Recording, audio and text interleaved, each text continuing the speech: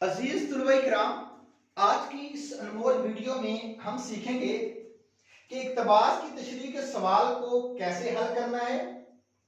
यह सवाल कितने सफ़हात पर मुश्तमिल होना चाहिए, बोर्ड में इस सवाल के लिए हमारे पास कितना वक्त दरकार होगा, यह सवाल कौन से नंबर पर करना है और इस सवाल के कुल नंबर कितने हैं और उन नंबरों की तकसीम क्या है। आप हमारी वीडियो आखिर तक देखें, आपको इन तमाम सवालों का जवाब मिल जाएगा। अगर आप हमारे चैनल के नए हैं तो इस चैनल को जरूर सब्सक्राइब कीजिएगा, बेल आइकन को भी प्रेस कीजिएगा ताकि हमारी हर नई आने वाली वीडियो आप तक पहुंचती रहे। और ये एक ऐसा सवाल है जो 9th के सिलेबस में भी शामिल है, 10th के सिलेबस में भी शामिल है, फर्स्ट ईयर और सेकंड ईयर के सिलेबस में भी शामिल है। और इस सवाल में हम मैक्सिमम नंबर आसानी से हासिल कर सकते हैं। इस सवाल को कैसे हल करना है? सबसे पहले सवाल की नंबरिंग जो क्वेश्चन पेपर पर मौजूद होगी वही सवाल की नंबरिंग आप आंसर शीट पर लिखेंगे। मैट्रिक में 2 पैराग्राफ आते हैं और वो दोनों ही करने होते हैं। एक पैराग्राफ के 5 नंबर है, दोनों के 10 नंबर है। लेकिन इंटर पार्ट 1 और पार्ट 2 के अंदर 2 पैराग्राफ होते हैं, उन 2 में से एक पैराग्राफ करना होता है और उस एक पैराग्राफ को हल करने के 15 यानी 15 नंबर्स होते हैं।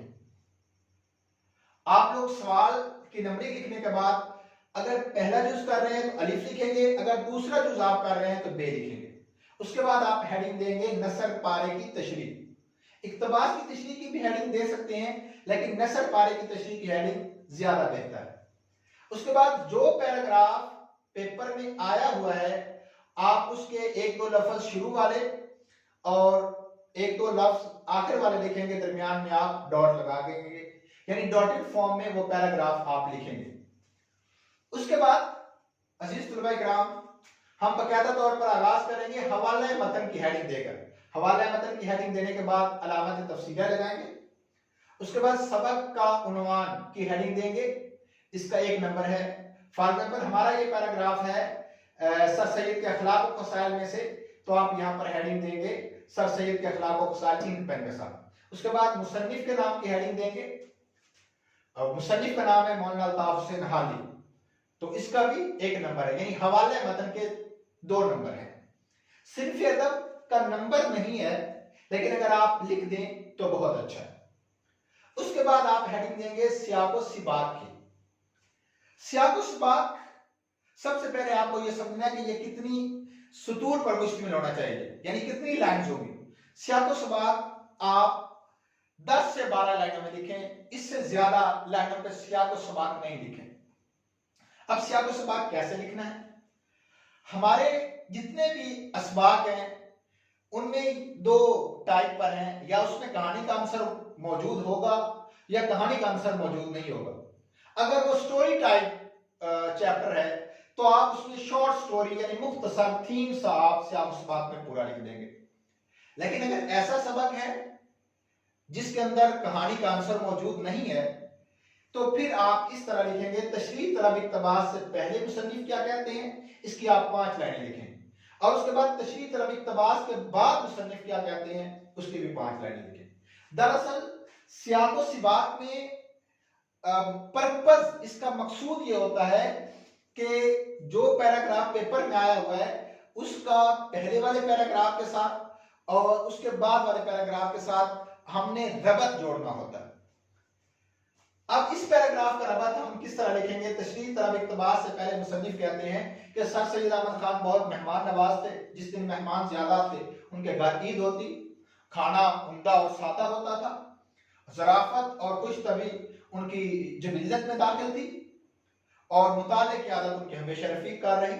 ये आप लिखेंगे तशरीह तलब इक्तबास से पहले मुसन्निफ कहते हैं 5 लाइनों में।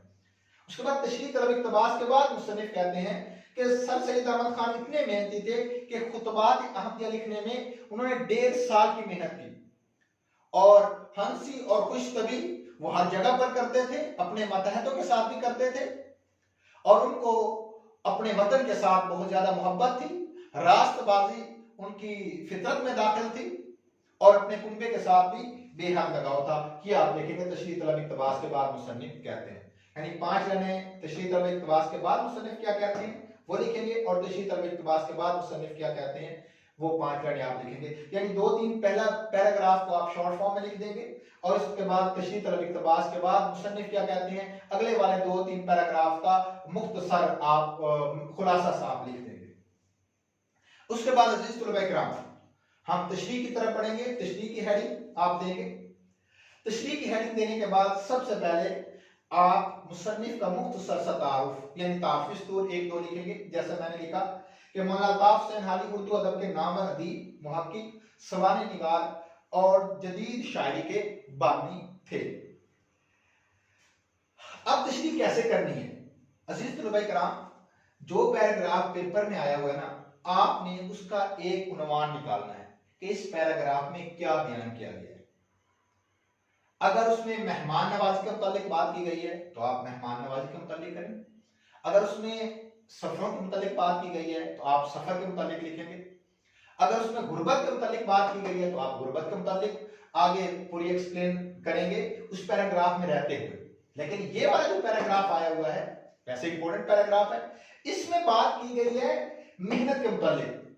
हमने मेहनत को अपने ज़हन में रखना है और इस पैराग्राफ में रहते हुए सारी वजाहत हम मेहनत के मुतालिक करेंगे। हमारी ये तशरीह के 10 नंबर हैं, तो जब 10 नंबर है तो ये तशरीह तकरीबन 3 सफ़हात पर मुश्तमिल होनी चाहिए, और हर सफ़े पर आप दरमियान में कोटेशन, ऐत, हदीस या अशार का हवाला जात जरूर लिखें। इससे आपको मैक्सिमम नंबर मिल सकते हैं। जैसा कि अब हमने मेहनत के मुतालिक हवाला जात, आयात, हदीस हमने ज़हन में रखनी है, तो एक सफ़े पर आप 4-5 लाइनों के बाद 7 लाइनों के बाद कोई ना कोई कोटेशन ऐड करेंगे। जैसा कि यहाँ पर 2-3 कोटेशन मैंने लिखी हैं। इरशाद खुदाबंदी है इंसान के लिए वही कुछ है जिसकी उसने कोशिश की। अल कुरान 5-7 लाइनें लिखने के बाद आप पहले ये लिखेंगे, फिर 7-8 लाइनों के लिखने के बाद आप इसी मेहनत के मुताल्लिक़ की शेर लिखेंगे। हयात खुद नहीं बनती बनाई जाती है, चिराग खुद नहीं जलते जलाए जाते हैं। फिर उसके बाद आप 5-7 लाइनें लिखने के बाद आप कोई भी कोटेशन ऐड करें, जिस तरह के मैंने यहाँ पर लिखी, कामयाबी का ताला हमेशा मेहनत की कुंजी से खुलता है। इस तरह आपका जो पेपर होगा वो खूबसूरत लगेगा और उसमें एग्जामिनर आपको मैक्सिमम नंबर देगा। हवाला मतन में 2 नंबर में से 2 नंबर आसानी से हासिल कर सकते हैं। अगर आपने सियाक़ व सबाक़ सही लिखा हुआ है तो 3 नंबर इसमें मिलते हैं।